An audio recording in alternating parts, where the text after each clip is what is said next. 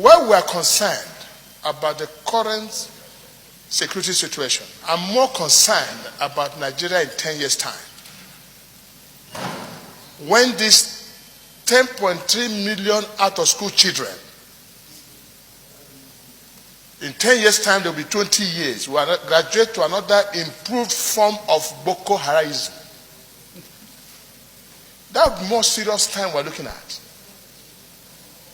So we must act quickly now under the present situation which this ugly condition points out to us, by first and foremost accepting responsibility as leaders, as a people, as a nation, and not to blame anyone else, but to take responsibility.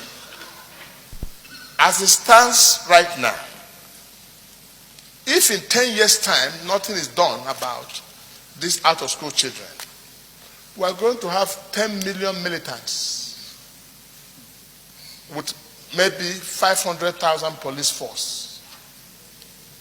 That again is another problem we have to look at now.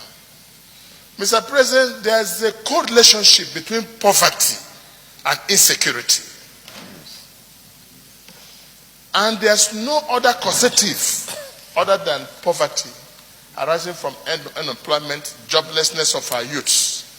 So these two are like husband and wife. You cannot treat the other this without the other. My appeal, therefore, in providing solution, there are two types of solution that I would like to provide: the immediate solution and the long-term solution. Distinguished senators have spoken here loudly on the need to change the entire or re-engineer the entire security apparatus in Nigeria. That's given.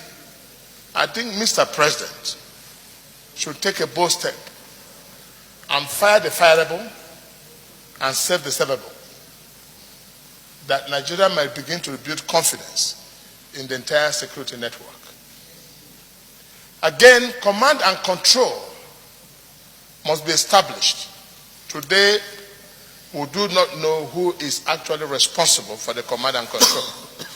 The Office of National Security Advisor in any civilized country should take up their responsibility to manage the security affairs of a nation.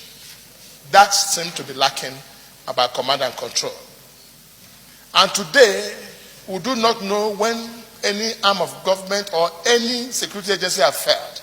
But rather, the police will blame the army, army blame the navy, navy blame the air force blame the police, police will blame the vigilante, and all that. So we must hold somebody responsible in this country if we have to get it right. I'm talking about state policing. If you like, call it any name. For as long as the attitude of people does not change, it will amount to the same. I think people misunderstand what we mean by state policing. State policing means, or community policing, simply means strengthening police at the community level. Because this police, whether they are state or community, they are still police. Police does not mean anyone who is called Nigerian police. Police is police once we're able to police.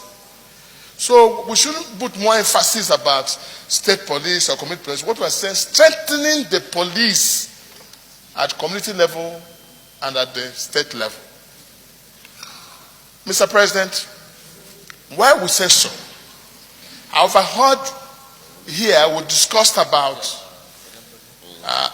blaming, but let me say, in curing the headache, you don't have to cut the head. Because if someone is sick, he has headache, I think the best way to stop the headache is by cutting his head. You have not cured the headache. You have cured and killed.